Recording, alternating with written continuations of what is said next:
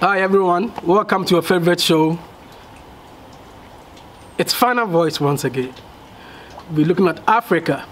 Climate change scam in Africa. Climate change seems to be it seems to be topical now. Everyone, all countries, every region, every continent is talking about climate change. Our dear Africa too has issues with climate change. In fact, we are gracious losers, or net losers. We don't have so much industries. We don't produce so much carbon dioxide like these people do because they have the industries, the machines. They produce the steel and the engines and what have you. So when it comes to the chunk of CO2 production, that is carbon dioxide production, they produce more. Yes. But we are net losers. We don't produce so much like they do, and we are being hit hard by the impacts of climate. By the impact of climate change. Yes. Mother Africa is crying. Can we cry with Mother Africa? Who is to act? And what is this climate change scam I am referring to? With me here on the show is Mr. Mitchell, your favorite guest. Mr. Mitchell is here today to talk with me about climate change and its impact and what we can do and what seems to be like a fraud or a scam in this whole climate change business. Welcome to the show, Mr. Mitchell. Thank you, Mr. Charles. Yeah, so let's pick it point by point. Let's look at the Africa group of regulators. Do you know something about them and who are they?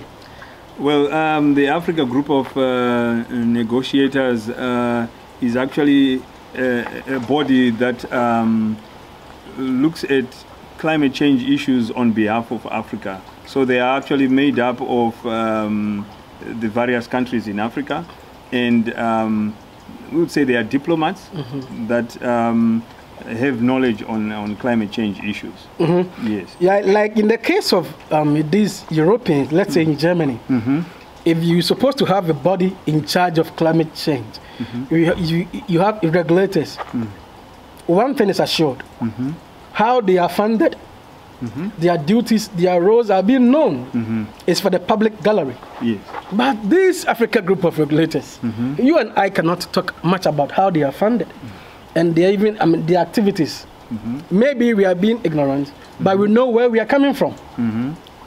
Are they the body that we deserve now? Who funds them? Right. Thanks, Charles, for this question. So the Africa Group of Negotiators is actually funded by various organizations, some that are within Africa. We have the Africa Development Bank.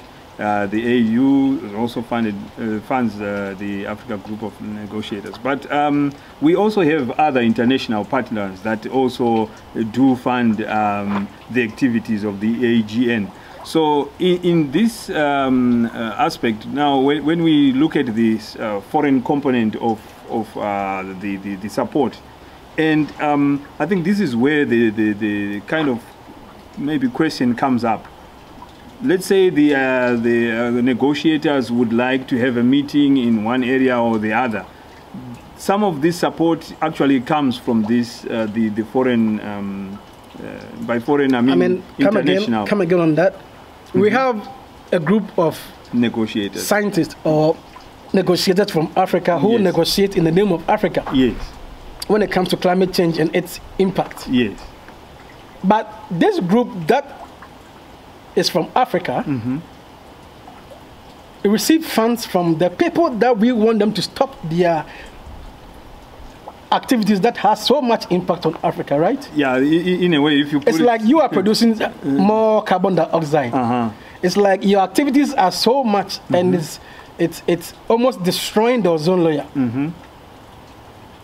Me, as a net loser, I form a group of scientists or intellectuals, and their duty is to come and negotiate with you, or sit with you and see how we can mitigate some of these impact, mitigate the impact. But when this group are coming to you, you are the one that funds, funds the group.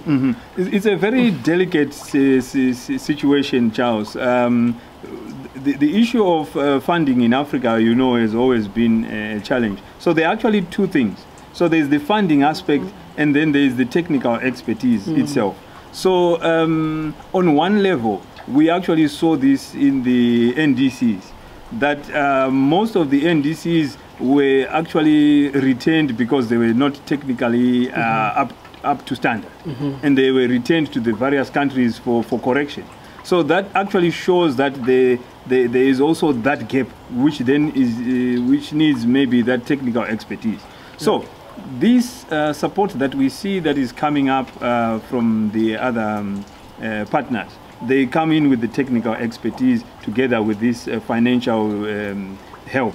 So, but the point then is, like you mentioned, that you are actually going to get help from someone that you would want to negotiate with. Yeah, so it's not a very this is quite shocking. Yeah, it's not a healthy situation. The people from Africa who are going to negotiate on Africa's behalf receive funds or donation to the person or from the people that they are supposed to sit down and tell them straight in their face that, hey, your activities, your machines, your production is causing so much harm to this planet.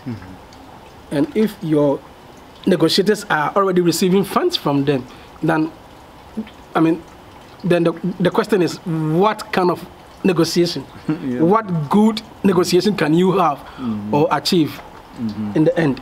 Well, so let's look at climate financing. Climate financing. You know something about the Green Deal in Europe. We can talk about the Paris Agreement Fund. And Africa and what Africa wants to do about climate change. Let me come in on this aspect. You hear many countries reading their budgets, and you don't even hear a snippet of climate change in their budget.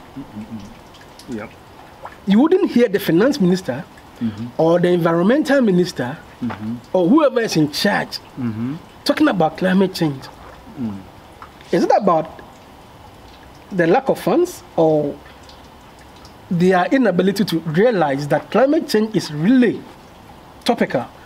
It is something that they need to look at. Then I know of this issue. Let me use Ghana for example.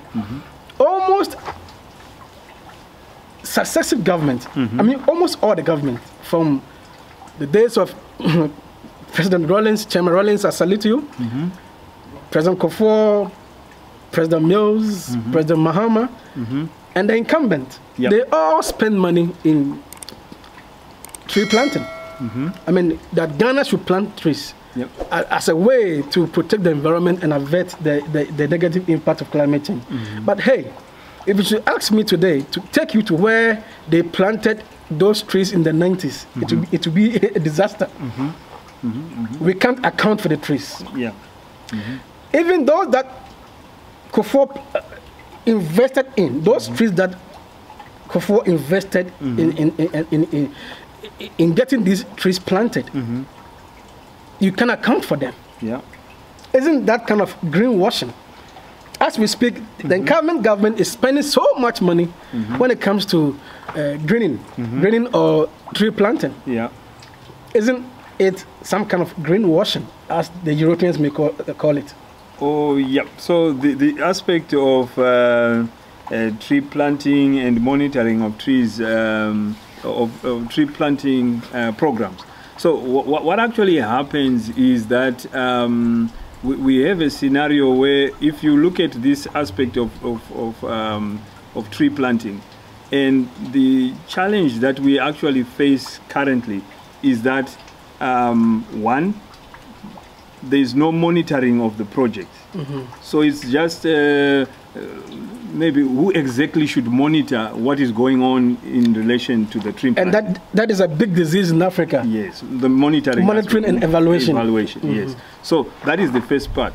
Then the second part has to do with the need for fuel. So you find that we still rely so much on wood for our fuel. And as you know, that the bulk of the population is actually rural.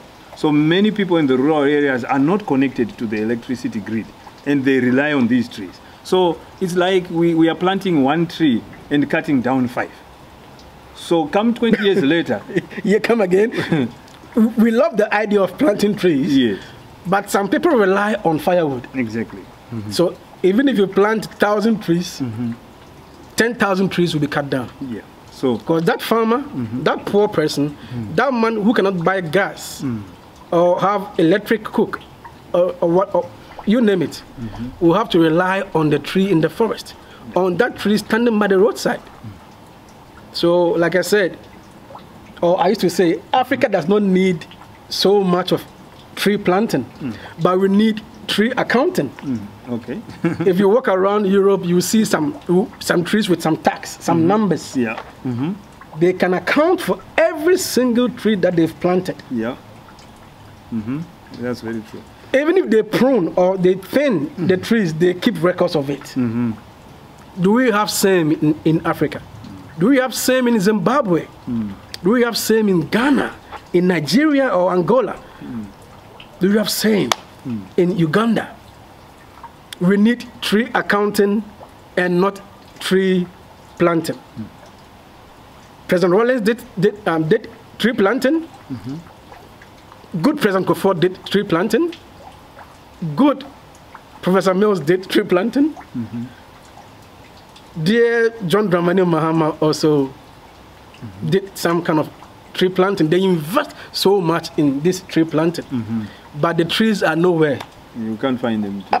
How many are in existence now? If they planted million trees, they can't count of 10,000 trees now. So we need tree accounting.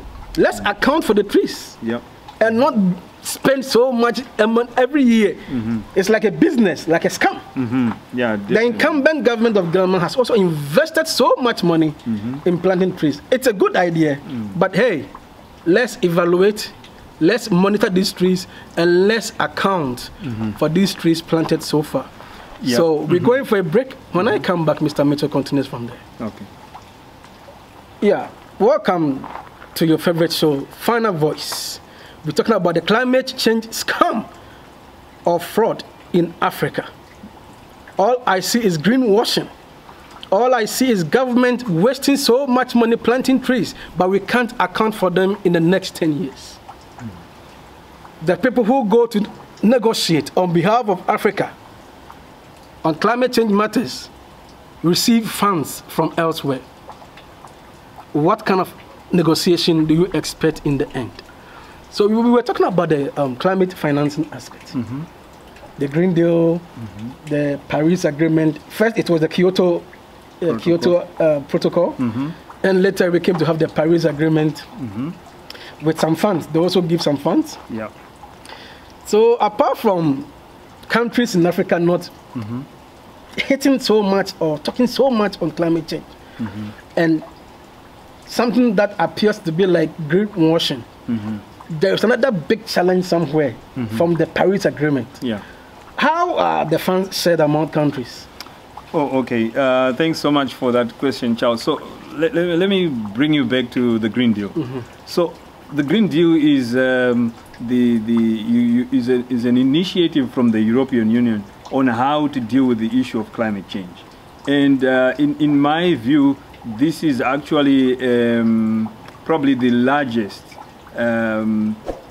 investment towards climate change by any regional group. For instance, if we look at America, we look at Asia, we look at Africa, the Green Deal presents so far, from what I've read, the largest investment that any group of countries want to do in relation to climate change. It's worth trillions of dollars. So when now you compare with the situation that we have in Africa, we have not come up with a package of our own that is similar to the Green Deal on how Africa wants to deal with climate change. So this presents a kind of a difficult scenario, which then brings us to this issue that we spoke about the negotiators. That the negotiators then are also funding from elsewhere. whereas they should actually get, let's say, all their money should actually come from Africa. And probably if it is just the support in terms of the technical expertise on that, but it also has to come to a point where we say, okay, we now have our own homegrown solutions that we think that these are the best for our situation. So Africa should think about homegrown solutions. Yes. So that would be a starting point, that we have our own homegrown solutions, and we also then prioritize, because you talked about the budget, that the budgets do not only constitute the national budget. We also have the budgets of these districts at the lower level. Should also have a component that looks into climate change at the local level, and not just at the national level. So it starts actually from the local level going up, and then that is bottom-up approach. Yes, and then from this funding that we are talking about brings us then to this issue of climate financing. And then you mentioned this aspect of the Paris Agreement. So at the Paris Agreement, it was agreed that the rich countries would provide at least 100 billion each year for climate change initiatives, be it mitigation, be it adaptation. You mean the G20 countries, right? Yes. So the G20 countries, yeah, and then the well-to-do countries. Yes. Yeah. So that was a good plan. Those countries that we can call that they have the wherewithal. They have the wherewithal to sponsor other countries. Yeah, well, the thing is, fine, we call them the rich countries. The rich countries. But then their riches also corresponds with the amount of emissions. CO2 emissions. You see. So, in a way, this then would bring about this aspect of them then financing climate change initiatives. But being it was a good plan to say, okay, let's come up with 100 billion. We will not, the aspect of it being 100 billion a year, whether it's enough is for another day. Yeah. Today we just talk about its distribution and how it actually works. Yeah. So looking at this 100 billion, they've actually not managed to come to 100 billion. I think the last I heard of was close to 80 billion. So, but there are some loopholes in this mechanism that we actually can observe. So, first of all, this amount of money is not actually pooled in one resource where countries then access it from this one resource. So what actually happens is that the money actually comes in some cases as loans. The money is from the Paris Agreement. Yes, they actually come sometimes as loans. Not even at aid. Yes, if you look at it, it's grants and loans. So if you go for the loan, you will pay back. Exactly. So you are producing so much emissions. I mean, the emissions from your side is so much that you are to blame. Yes, and then you tell me you will fund me through a loan, so that I can also mitigate climate change. Yeah, but and the fund comes like in the form of a loan. And that's the bulk of the money actually, because the grants actually are less than the loans. Yeah, so if you want something better, you have to go for the loan. Yes, and then that's just half of the problem, Charles. So we have this scenario of the loans. Fine, okay, we get the loans and we can always repay. But the big problem that I actually see with this mechanism is that also these grants that we are talking about, being that the money is not housed in one facility, so countries actually choose which countries they want to work with, right? So what it means is that, there's the global relations, amongst countries. So there are some countries which might not be in good books with some of these G20 countries that we spoke about. So what happens then is that they might not be receiving this money on a yearly basis. And yet some countries are favored. This year they were given, next year they are given. It continues on and like that. So some countries also then are kind of left out, because then it's subject to which country we feel like. Isn't this a fraud? I am emitting so much emissions. I call it to a meeting. I said, oh, we can mitigate it. Or we can help people adapt. I have two funds for you. and the funds come into. I have funds for you. The fund come in two forms, either as grant, as loan. Yes. If you want a grant, you get something little. But if you want the loan, I can give you more. So we are at standstill. Like the net loser, Africa, continues to lose. Because we can't pay this huge debt.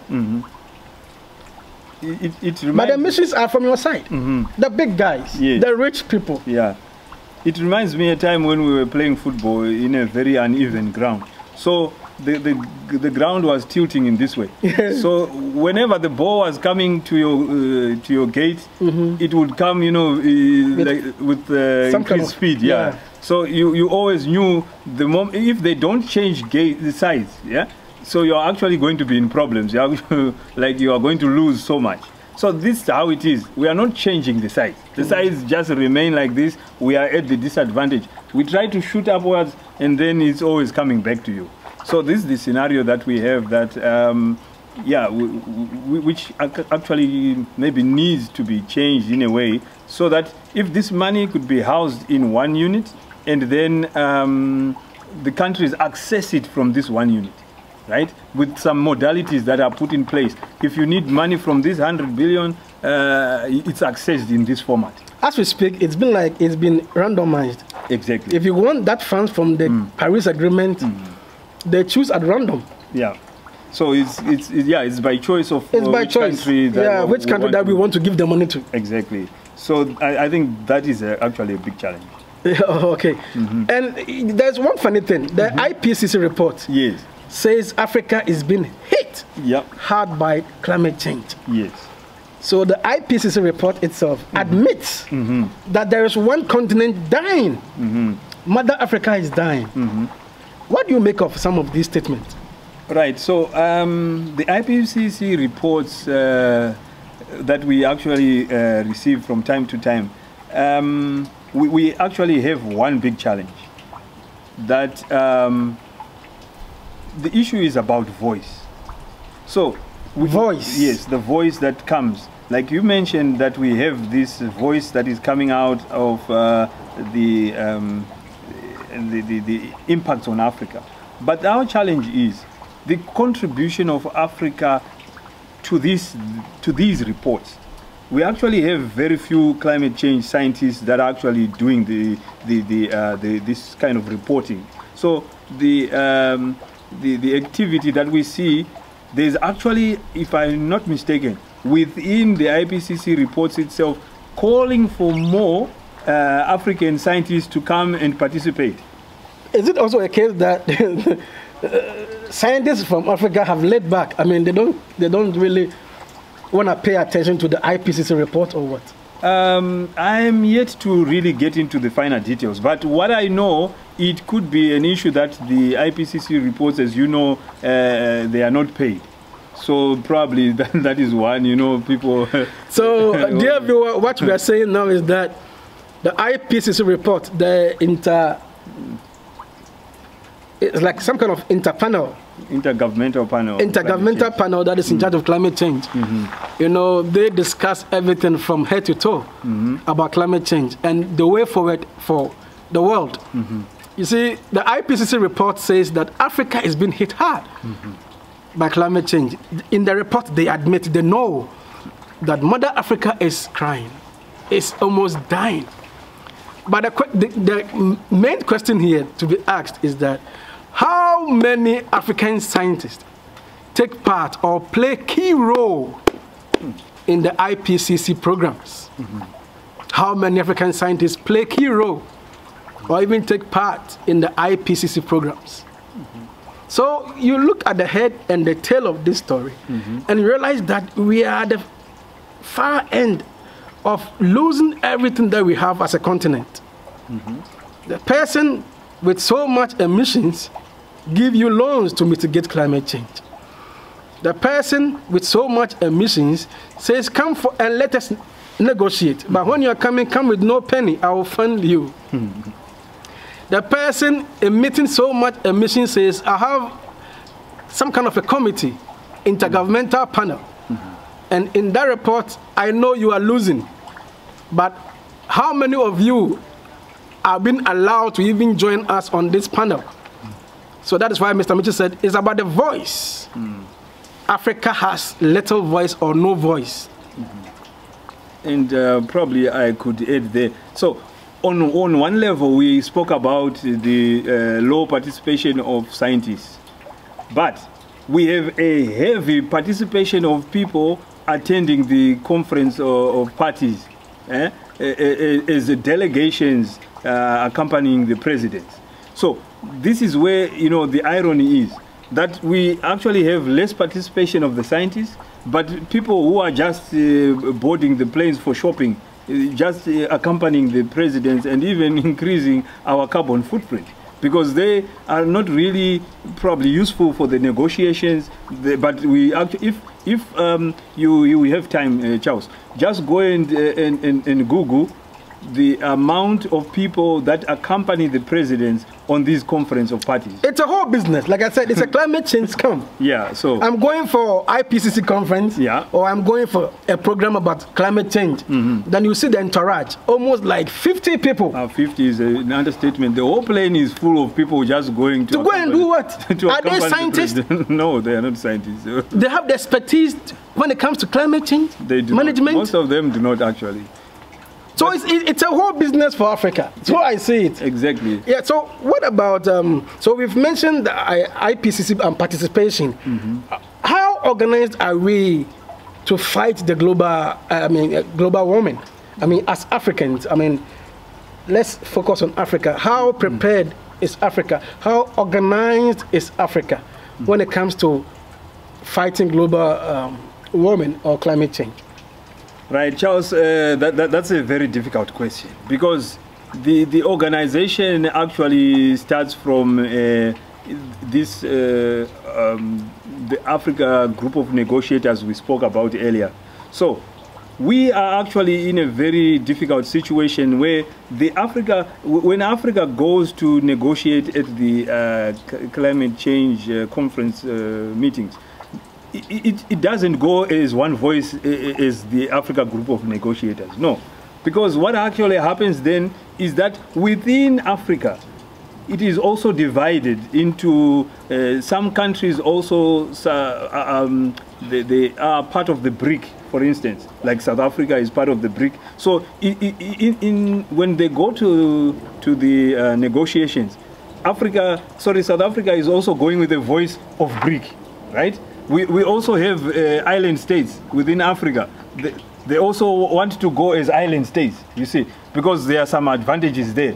Then we also have least developed countries. There are also least developed countries in Africa, like Malawi, etc., etc. They want to also go with that voice of least developed. Like they go in classes. You see.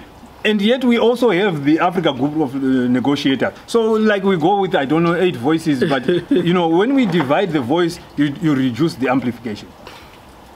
So that's the other So for Africa to amplify her voice, we need to ignore that class or that nomenclature of we are very poor, we are middle income, we are the rich country in Africa, and let's have one voice as a continent. Exactly.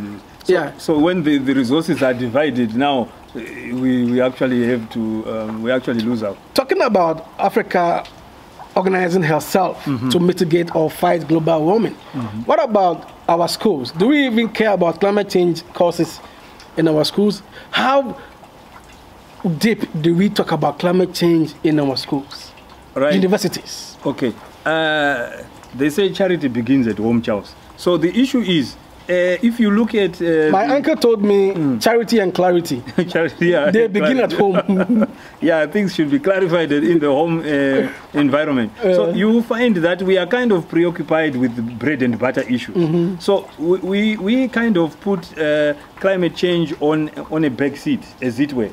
But this is not limited to Africa, though. This is actually even globally, even though people know the impacts of climate change, but our approach is very lethargic. We appear as though we have all the time in this world to deal with the matters.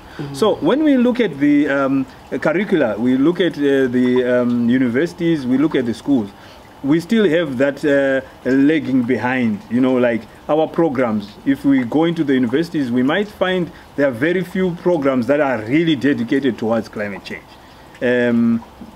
But maybe with time things are changing a bit, but as for now we have this challenge that if we are to say what are the solutions that we can actually do at a local level for climate change, we actually still find we have a challenge in that. All right, let me go for a break. When we come back, Mr. Mitchell will tell you something important about the way forward for Africa. Climate change fraud or scam in Africa can be checked. I'll be right back.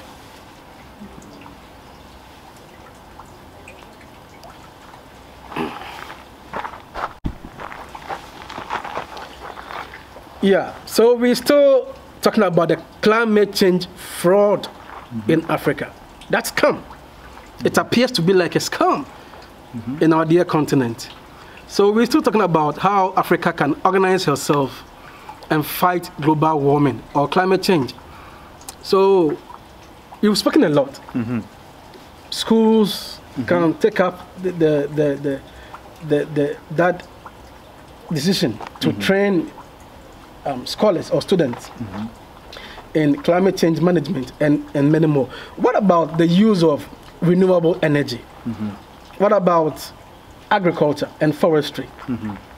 What can the government do? What can people do themselves to fight climate change or mitigate global warming? Okay, thank you, Charles. The issue, probably just to take you a step back, we were speaking about the climate financing aspect. And one other thing that I had actually forgotten is that this money that we were saying comes from the rich countries, the big people. Part of the conditions that normally come with this money is that most of it should actually be used on mitigation. Whereas the major problem that we find in Africa is not mitigation but adaptation. So this is another problem. It's another scam. We actually face. Call it a scam and be free. So we so we receive the money, yes, it's meant for I'm mitigation. giving you money, use it for mitigation. But the problem that you are facing is not about mitigation. Exactly. It's about how you can adapt to the situation, yes, because now we have these extreme weather events, cyclones, etc., etc. And these are the major problems. If you go to Madagascar, they are facing cyclones. I mean, the eastern part of Africa. Exactly, yeah. In countries like Zimbabwe also are also under these the effects of cyclones, yes. Yeah. So, yeah, so on this part, that's the other So it's problem. not as if Zimbabweans produce so much emissions or CO2, but they can't even sleep. Exactly. When it is rainy season, you fear for your lives. Exactly. Because that cyclone can take your life within a second. So it's about how these countries can adapt. Yeah, because the situation is like this, Charles. We have a scenario where we have increased rainfall intensity. So the distribution of the rainfall has changed. Yeah. So we are now receiving the rainfall for the whole rainy season in maybe 1 month instead of it being spread in over 3-4 months. So the meaning is that we actually have less infiltration. And less infiltration then causes a challenge that we actually don't have water throughout the year. Now, so to solve this issue... What is the way forward for Mother Africa? So to solve such an issue, what we would want is water harvesting, for instance. So if the money comes and it's not for adaptation, and it's meant for mitigation, so I can't do the water harvesting. And then it lags behind, you see. I get you. So that is where we actually have this challenge. Yeah. So, okay, in terms of what can actually be done, it depends now on the sector that we are now targeting. Okay, so for instance, if we are to look at energy, because energy is actually one area where we have a number of our emissions coming from. So one thing that we want to do is, we spoke about people in the rural areas, and these people are actually cutting down trees for day-to-day survival. So the first thing that we want to do is provide an alternative for them which is affordable, right? Bearing in mind also, we said that we want that this same group of people, that their incomes should be improved, because at the end of the day, if they can't afford, we still have the challenge that they go to the most available, and we know it is trees. So one way that we could actually do is actually, there's this term that they now use called energy forests. So an energy forest is actually a place that we dedicate specifically for trees that we are going to use for fuel.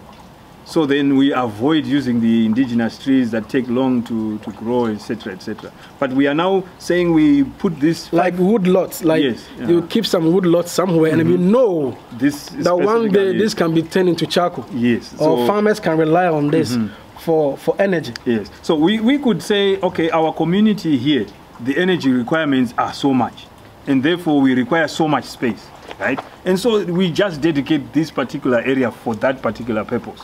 And we exclude all the other places. Well, I know it has got some people who are not happy with that kind of scenario. But, man, we kind of looking at the current scenario and where we want to go to. Yeah. Yes. So this will be a step forward. First step forward, and we increase from that point. Yeah. And then we also look at the agriculture sector itself. We mentioned this issue of rainfall intensity, right? That we actually expect that there's a lot of rainfall falling in a very short time. So if we are not careful, if our earth is not covered, we're actually going to experience a lot of soil erosion. So this is another area where we also want to come into, where we now look at the ground cover, that the ground should be covered at most of the times to avoid serious soil erosion that we are going to experience if we do not look into this matter. So that is another area the agriculture actually needs to be looked into in such a way also that we have maybe even less tillage so that our soil remains intact, and then we actually have so that we don't have this problem that I'm talking about of soil erosion. So you talked about climate smart agriculture, climate smart forestry. Yes. Are needed. What about the use of renewable energies in Africa? Yes. So Africa actually has this advantage that the bulk of Africa actually has abundance of solar energy. So in terms of renewable energy, this is one area that we actually need to go to. But the question, Charles, is we actually need to settle it in our minds, because there is the mentality that we actually have abundance also of resources such as coal, etc., etc. So we are kind of divided in our opinion whether to continue on the trail of coal or renewable energy. So this division of the mind actually affects then which direction we want to take. But knowing fully well as the world is now moving away from coal, then our focus should actually be on renewable energy. So renewable energy can come from solar, it can come from wind, it can come even from the water itself, right? Various ways, or biogas, various ways in which we can actually tackle this aspect of energy. So at the local level, we talk of biogas we have a lot of cattle around places, we could actually go into this biogas. But it hasn't caught up with a lot of people that we can actually survive on biogas. Because if we have the cattle, that definitely has to... what I think is we actually need to create models on these things that people can actually see that this is viable, right? And when we have this in place, the renewable energy, the various forms that we mentioned, then there is this aspect of funding which comes back to this climate financing that we spoke about. And probably that's another area where we would need some support from the funds that we should have to drive these programs forward. So Africa needs to broaden their knowledge about climate change. We need to train people in our universities, in our schools. We need to focus on renewable energy, being it solar, wind, yeah, biogas, hydrogen. Even hydrogen. Hydrogen is now topical. It's also important. Yes. So important now. Or geothermal. Yeah. Also. Geothermal energy, whether the deep in some regions could help. Yeah. Like in the case of Kenya, they rely on geothermal energy for producing energy. Okay. And not any other form. I mean, they have the old system plus what they discovered in the 80s, which is now serving them, the geothermal. So hydrogen, geothermal, biogas, wind energy, solar energy, and many more could be checked for Africa. Actually, this is the way forward for Africa. Right, and we were talking about renewable energy, and then we touched a bit on this aspect of hydrogen.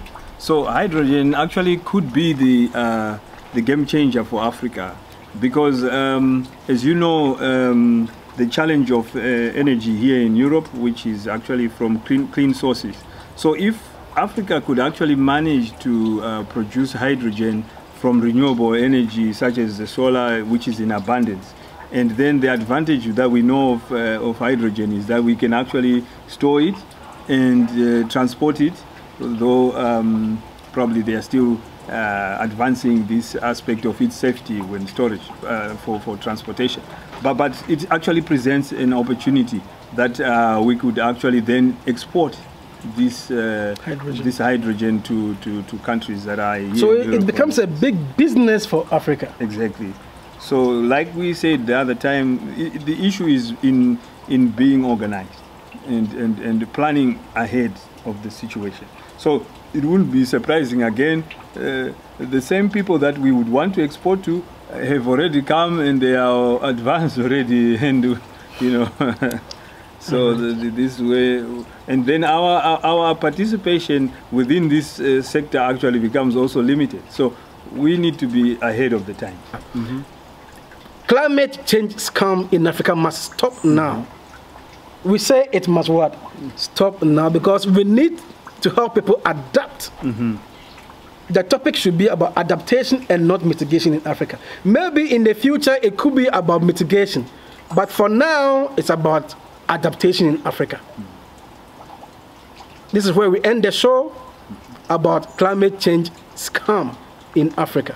Thank you for watching. Thank you.